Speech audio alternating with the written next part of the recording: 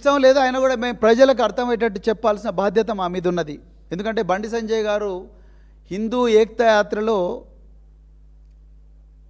హనుమాన్ మాల వేసుకున్న స్వాముల ఉద్దేశించి ధర్మం గురించి మాట్లాడతారనుకున్నారు అందరూ. ఆయన పూర్తిగా కరీంనగర్లో డైరెక్ట్ డాగ్ పెట్టిండు, అందరికీ వార్నింగ్ ఇచ్చిండు. బిడ్డ, నా మీద నా కుటుంబం మీద కేసులు పెట్టిన వాళ్ళకు నేను ఆనాడు హనుమంతుడు ఎట్లయితే లంకను కాల్చిండో ఆ విధంగా నేను కూడా మిమ్మల్ని అందరినీ కూడా ఖతం చేస్తా అని చెప్పి ఆయన వార్నింగ్ ఇచ్చిండు, ఓపెన్ వార్నింగ్. మరి ఆ సభకు పర్మిషన్ ఇచ్చిన రేవంత్ రెడ్డికే తెలవాలి. ఓకే, సో బండి సంజయ్ గారు ఆయన చేసిన నేరం ఏంది? 351 క్లాస్ 2 బిఎన్ఎస్ ప్రకారము ఆయన క్రిమినల్ ఇంటిమిడేషన్ కేసు బుక్ చేయాలి ఆయన మీద. అదేవిధంగా 61 క్లాస్ 2 బిఎన్ఎస్ ప్రకారము క్రిమినల్ కాన్స్పిరసీ కేసు బుక్ చేయాలి. ఎందుకంటే ఆయన, సంగప్ప, ఇంకా మిగతా వ్యక్తులు, శ్రీరామ్ అనే వ్యక్తులు, వీళ్ళందరితో కలిసి కుట్ర పన్ని ఆ బిడ్డను వాళ్ళ తల్లిదండ్రులను బెదిరించినందుకు ఆయన మీద క్రిమినల్ కాన్స్పిరసీ బుక్ చేయాలి. అదేవిధంగా సెక్షన్ 3 క్లాస్ 5 కామన్ ఇంటెన్షన్. అదేవిధంగా అన్నిటికన్నా ముఖ్యంగా సెక్షన్ 238 బిఎన్ఎస్. ఎందుకోసం అంటే పోక్సో కేసులో 20 సంవత్సరాల శిక్ష పడబోతున్న నేరం రుజువైతే 20 సంవత్సరాల శిక్ష పడబోతున్న ఒక నిందితుడు అతన్ని 9 రోజులుగా కాపాడినట్లుగా అనుమానం ఉన్నది. కాబట్టి ఆయనే చెప్తున్నాడు, బండి సంజయ్ చెప్తున్నాడు, నాకు బెయిల్ కోసం వస్తుందని అనుకున్నా, కానీ బెయిల్ రాలేదు, మా లీగల్ టీము వద్దంటున్నా, ఇంకా మళ్ళీ బెయిల్ వచ్చే అవకాశం ఉంది, వద్దంటున్నా, ఇక నేనే సరెండర్ చేస్తున్నా నా కొడుకునని ఆయన్నే అంటున్నాడు. కాబట్టి బండి సంజయ్ గారే ఒప్పుకుంటున్నారు, ఈ నిందితుడు ఎక్కడ ఉన్నాడో నాకు తెలుసు, కాబట్టి నేను ఆయనను పోలీసుల ముందర నేను సరెండర్ చేసిన అంటున్నాడు. మరి ఆయనకు సరెండర్ చేసిన అంటే ఆయనకు అవగాహన ఉన్నట్టే కదా కొడుకు ఎక్కడున్నాడు.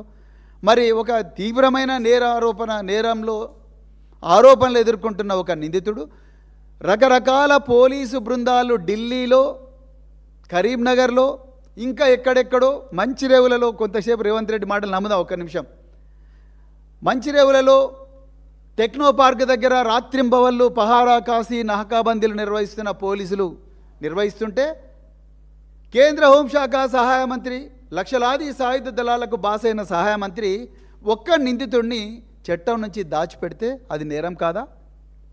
పక్కా నేరం అంటుంది చట్టం. ఈ చట్టం నేను తీసుకురాలే, బీజేపీ వాళ్ళు తీసుకొచ్చారు. బిఎన్ఎస్, భారతీయ న్యాయ సంహిత అనే చట్టం తీసుకొచ్చింది బీజేపీ వాళ్ళు. ఆ బీజేపీ వాళ్ళు తీసుకొచ్చిన చట్టంలోనే సెక్షన్ 238 238 ప్రకారం 100% బండి సంజయ్ గారు నేరస్తులు అవుతారు.